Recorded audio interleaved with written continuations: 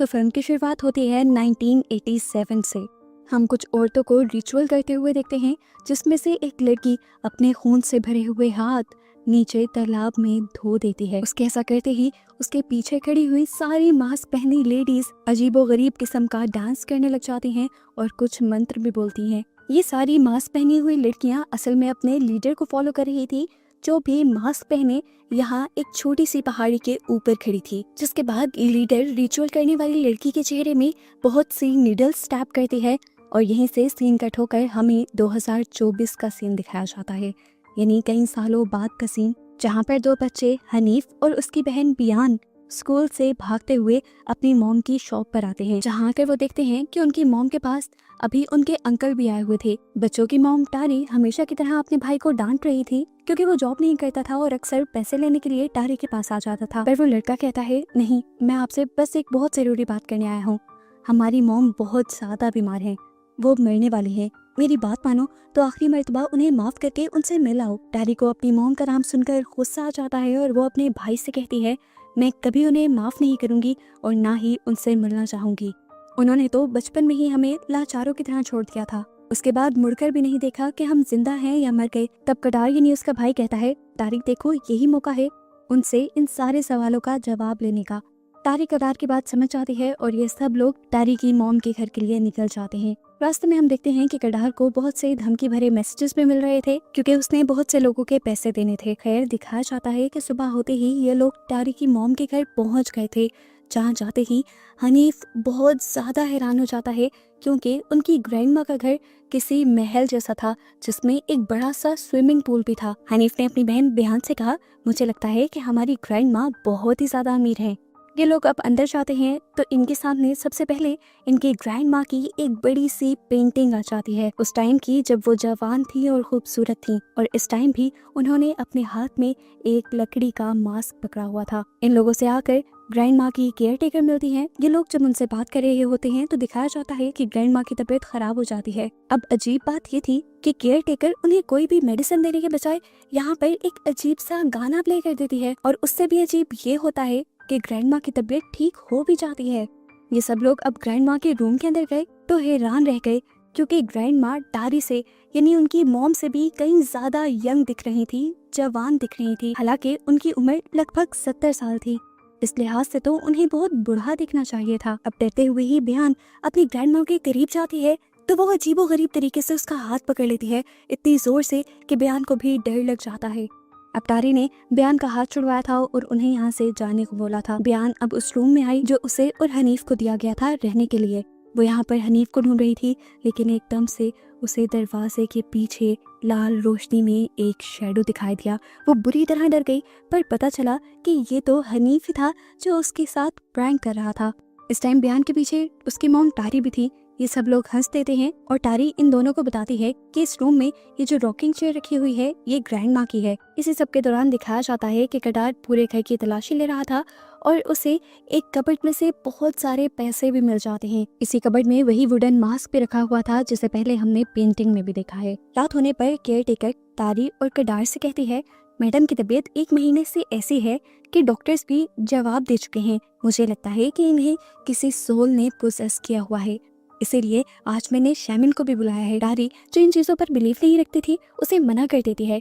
दूसरी तरफ अब हनीफ का वो टॉय जिससे वो बयान को तंग कर रहा था वो गुम हो जाता है, और जब बयान उसे ढूंढ रही होती है तो उसे ग्रैंडमा के बेड के नीचे से उसकी आवाज आती है। डरते हुए वो रूम में जाकर जैसे ही बेड के नीचे से कार निकाल कर बाहर निकल ही रही होती है तो एकदम से ग्रैंडमा झटका लगते ही ऊपर से नीचे बयान के ऊपर गिर जाती है, और लगातार ग्रैंडमा को इस टाइम झटके लगते रहते हैं।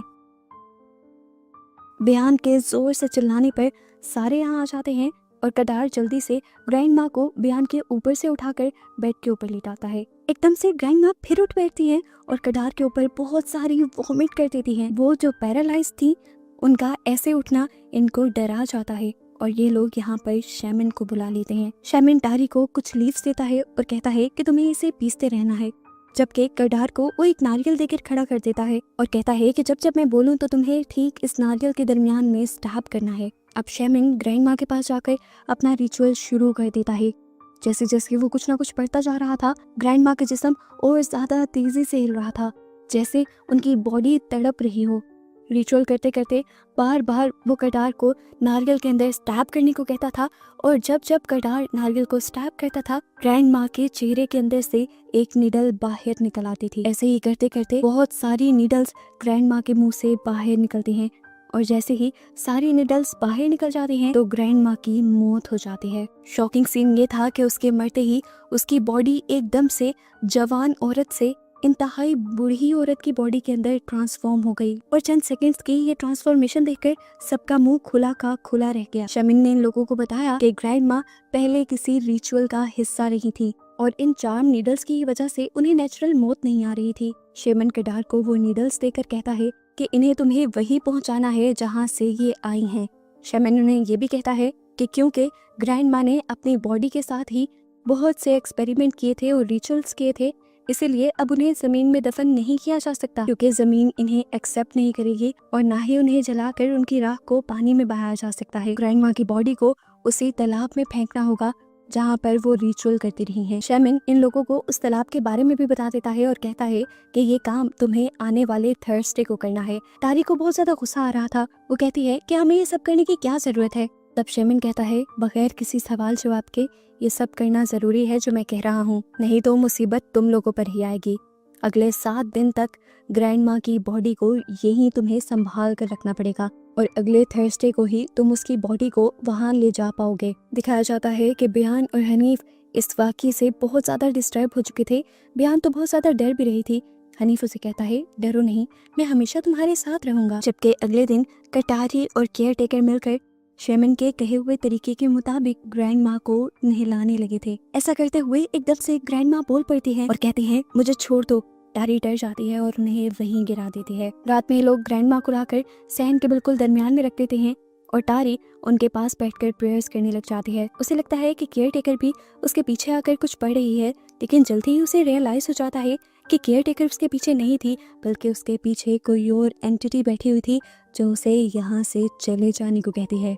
और टारी एक और मर्तबा डर जाती है। बेयान को भी अब नींद नहीं आ रही थी, और वो इसी सोच में थी कि उसकी मॉम उनके साथ क्यों नहीं सोती। इसी सोच में थी वो कि तभी उसे अपने दरवाजे के बाहर किसी का साया दिखाई दिया। उसने दरवाजा खोला तो बाहर कोई भी नहीं था, लेकिन जब वो दरवाजा बंद करने लगी तो हमें उसके पीछे एक भूत दिखाई दिया। बियान ने ना उसे देखा ना उस पर ध्यान दिया, और जैसे ही जाकर बेड के ऊपर लेटी और उसने अपने ऊपर चादर ली तो देखा कि उसकी ग्रैंड माँ की सोल बिल्कुल उसके साथ थी।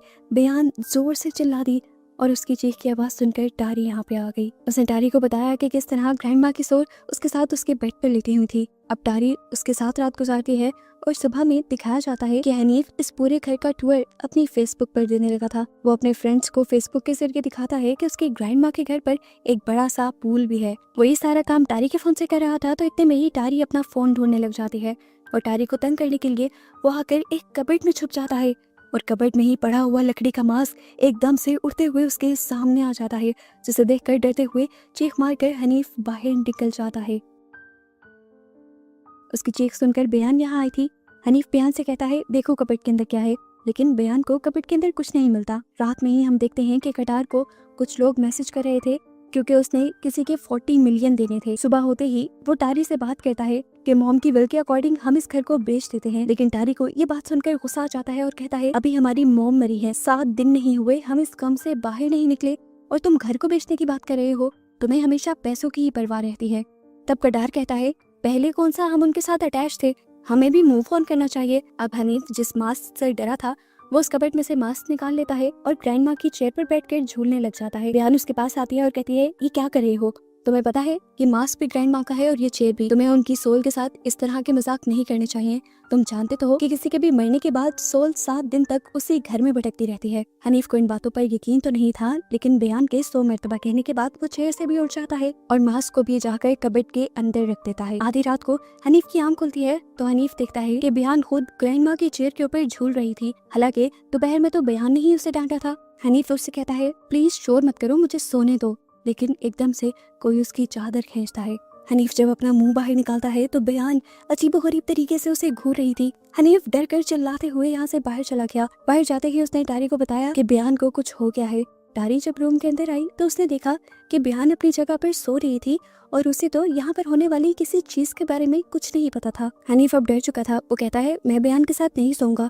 तो टारी कहती है ठीक है, आज मैं तुम लोगों के साथ सो जाती हूँ। टारी जब ब्लैंकेट उठाती है तो नीचे ग्रैंड माँ का लकड़ी का मास्क रखा हुआ था। हनीफ अब इन सबसे सॉरी कहता है इस मास्क को चुराने के लिए और प्रॉमिस भी करता है कि आइंदा के बाद वो कोई भी ऐसी चीज नहीं लेगा जो उसकी नहीं होगी। वो यहाँ पर तारी को ये भी बताता है कि जब जब वो इस मास्क को अपने ऊपर लगाता है तो उसे ग्रैंड माँ नजर आती हैं। फिर अब उसे इस जगह से डर लगने लगा है। तारी प्रॉमिस करती है कि हम जल्द ही अपने घर वापस चले जाएंगे। हनीफ अब बयान से डरने लगा था तो बयान को अच्छा नहीं लग रहा था। वो हनीफ से उस चीज की सॉरी करती है जो उसने किया भी नहीं था और प्रॉमिस भी करती है कि मैं तुम्हारा हमेशा ख्याल रखूंगी। अब बच्चे जो रात भर सोए नहीं थे दोनों ही सोफा पर बैठे बैठे सो जाते हैं। तारी जब ये देखती है तो वो केयर टेकर और कटार दोनों से कहकर जाती है कि तुम लोग बच्चों के पास ही रुकना, मैं सिर्फ टिकट्स लेकर आती हूँ क्योंकि हमें 3 दिन बाद अपने घर भी वापस जाना है। बच्चे जब सोकर उठते हैं तो डर जाते हैं और उन्हें समझ नहीं आती कि क्यों सब उन्हें इस हॉन्टेड घर के अंदर छोड़ गए हैं। हमें कटार को दिखाया जाता है जो बहुत ज्यादा ड्रंक था और एक लड़की के साथ था। वो लड़की को बताता है कि उसकी माँ ने कोई रिचुअल किया था जिसकी वजह से उनके चेहरे के अंदर से बहुत सारी सोने की नीडल्स निकली है जिनको बेचते ही वो माला माल हो जाएगा। इसीलिए वो लड़की कटार के साथ लिमिट्स क्रॉस करने लग जाती है और कटार को बच्चों का ध्यान ही नहीं रहता। बच्चे उस डरावने घर के अंदर जाने को तैयार ही नहीं थे। उन्होंने फैसला किया था कि वो बाहर रहकर ही सभी लोगों का इंतजार करेंगे, लेकिन काफी टाइम से बिहान को वॉशरूम जाना था। अब वो और कंट्रोल नहीं कर पा रही थी, इसीलिए वो हनीफ से कहती है कि तुम मेरे साथ चलो, हम दोनों एक एक बार वॉशरूम यूज करेंगे और साथ ही एक दूसरे को प्रोटेक्ट भी करेंगे। हनीफ के वॉशरूम यूज करने के बाद बिहान वॉशरूम यूज करने लग जाती है और वो जब ज्यादा देर लगाती है तो हनीफ बार बार दरवाजे को नॉक करने लग जाता है। बिहान जैसे ही दरवाजा खोलती है तो ये दोनों देखते हैं कि ग्रैंड माँ की डेड बॉडी बिल्कुल उनके पीछे ठीक वॉशरूम के अंदर थी। ये दोनों डर जाते हैं और चिल्लाते हुए घर से बाहर भाग जाते हैं, जहाँ पर अब तारी भी आ गई थी जो इन दोनों बच्चों को पकड़ लेती है। अगले सुबह हम कटार को देखते हैं जो ग्रेवयार्ड के अंदर अपने सारे कपड़े उतार कर सोया हुआ था।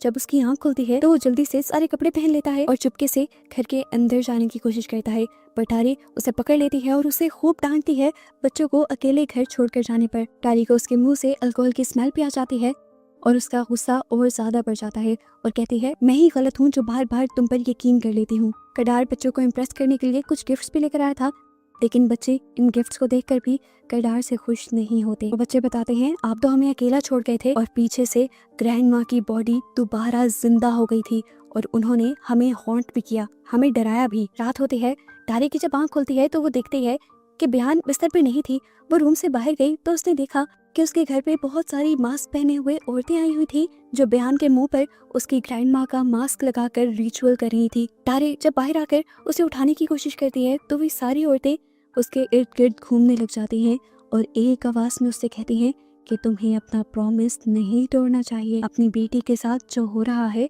उसे होने दो। तारी इन सारी औरतों को साइड पे करती है और जल्दी से जाकर बयान के मुंह से वो मास्क उतार देती है। उस मास्क के उतरते ही यहाँ से वो सारी औरतें भी गायब हो जाती हैं और तारी देखती है कि बयान बेहोश हो चुकी थी। जितना कुछ यहाँ पे हो चुका था, जितना कुछ तारी सह चुकी थी, वो और चीजों को खराब होने नहीं देना चाहती थी। वो सबसे पहले उस मास्क को जला देती है और फिर कटार से कहती है कि हम आज ही मॉम का फ्यूनरल करेंगे। कटार उसे कहता भी है कि हमें शेमन की बात का उलट नहीं करना चाहिए, एक ही दिन तो रह के आए। तारी कहती है एक दिन का इंतजार मैं नहीं कर सकती, एक दिन में न जाने क्या हो जाए। वो कहती है कि अगर तुम मेरा साथ नहीं दोगे तो मैं ये काम अकेले कर लूंगी। कटार ना चाहते हुए भी उसका साथ देता है और ये लोग उसका फ्यूनरल कर देते हैं। ये लोग जब ग्रेवयार्ड से घर वापस आ रहे थे तो बहुत ज्यादा तेज बारिश हो रही थी और जब ये लोग ग्रैंड माँ के घर के पास गए तो एक बार तो उन्हें घर ही नहीं नजर आया और दूसरी बार जब देखा तो घर के बाहर बहुत बड़े बड़े शेडोज थे। ये डर गए और केयर टेकर इन्हें अपने घर ले गई। इनकी जब आंख खुली तो इन्होंने अपने आप को वापस उसी घर के अंदर पाया। इन्हें जगह जगह मॉम की डेड बॉडी दिख रही थी, यहाँ तक के वो तो कटार को उठाकर बाहर पे फेंक देते हैं। सुबह जब होती है तो कटार को हम पूल में देखते हैं। उसकी आंख सभी लोगों के पत्थर मारने पर खुलती है। रात को जो कुछ हुआ था सब लोग उससे डर गए थे। तारी उससे कहती है हम मॉम की बॉडी को वापस निकाल लाएंगे और जैसा शेमन ने कहा था वैसा ही करेंगे। मुझे लगता है कि वो करने के बाद शायद किसी को कोई नुकसान ना पहुंचाए मॉम। कटार और तारी जल्दी से ग्रेवयार्ड के अंदर जाते हैं और उसकी बॉडी को निकाल कर उसी पूल के अंदर डाल आते हैं जहाँ पर मूवी के स्टार्ट में उसने रिचुअल किया था। कटार यहाँ पर नीडल्स का पाउच भी उसी के साथ बहा देता है और ये लोग फाइनली घर वापस आ जाते हैं। तारी सुबह को वापस अपने घर जाने के लिए पैकिंग करना शुरू कर देती है, लेकिन ऐसा ही करते हुए उसे अपने सामान में से वही मास्क मिलता है जो उसकी मॉम का था। ये मास्क तो उसने जला दिया था। हैरान होकर उसने मास्क उठाया तो मास्क उसी मुंह की तरफ खींचा चला गया और उसने ये मास्क अपने मुंह पर लगा लिया और मास्क को लगाते ही उसे अपनी मॉम की पूरी लाइफ के वीएन आने लगे। पता चला कि जब टारी पैदा हुई थी तो उसकी मॉम उसे दूध नहीं पिला पाती थी। हालांकि उसके हस्बैंड बहुत ज़्यादा सपोर्टिव थे, लेकिन टारी की मॉम को ये बात बर्दाश्त नहीं होती थी कि वो अपने बच्चों को दूध नहीं पिला सकती। इसलिए उसने उस रिचुअल का सहारा लिया।